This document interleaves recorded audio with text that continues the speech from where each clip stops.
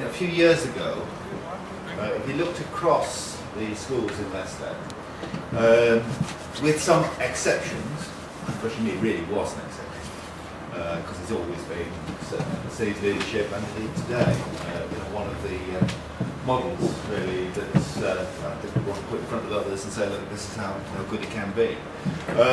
But looking across the piece, primary schools and secondary schools, we were letting a lot of young people down. We really were.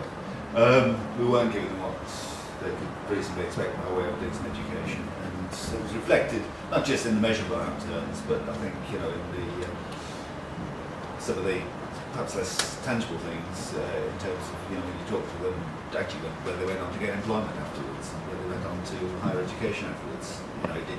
We were in all respects. Taken across the board, failing to do justice to what they could expect from us. Now that was, 10 years ago, yes. 15 years ago when schools came back to the City Council from over the county. It came back, a lot of them actually half empty, because so many kids and their parents were opting out and going across the county boundary. So Russian League was even then an exception to it, but there were. It's fairly controversial decisions to take to actually reduce the numbers of schools and the capacity. That was the first move, but then of course, particularly over recent years, particularly under Di's leadership as the assistant mayor, because she's had the portfolio now for 5 years? 6 years.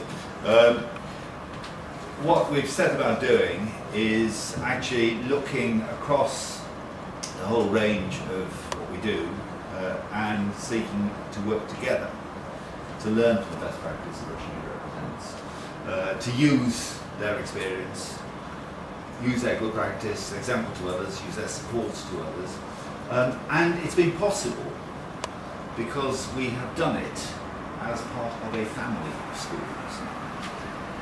We've done it because instead of competing with each other, schools have been part of a common project, which is, of course, about doing the best for the young people that they have care of and responsibility for within their numbers, but also recognising that what they do has impacts beyond the children that they have direct responsibility for, and that what we can do best is what we do together, which is providing mutual support, it's providing learning to each other, and it's about avoiding competition. Now there's been an exception to that.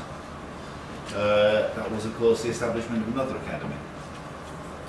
It's an interesting lesson that was. It's a different situation, but you'll be aware of course we have one secondary academy, one comparable secondary academy, which is Samworth Academy. I don't want to say too much about how they're performing, but I think there are some questions.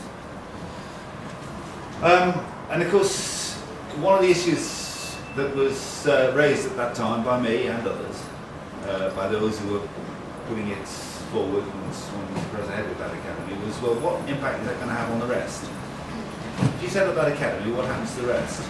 What happens particularly to Riverside? You know what happened to Riverside? It spiraled down and down and down and down and closed. And of course, it's a different situation here. But that was not a concern to Samworth Academy.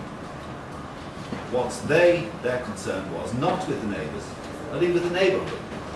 Their concern was with their own success. A selfish concern, inevitably, because that's what's inherent in the academy model.